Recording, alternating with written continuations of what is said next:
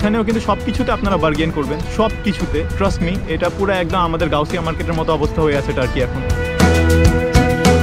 আমার দেখা মতো সবচেয়ে ক্রাউডেড জায়গা হলো এইটা সোফার, এখানের ইস্তানবুলে। এই হলো টাওয়ার, এটার উপরেই যাব আমরা।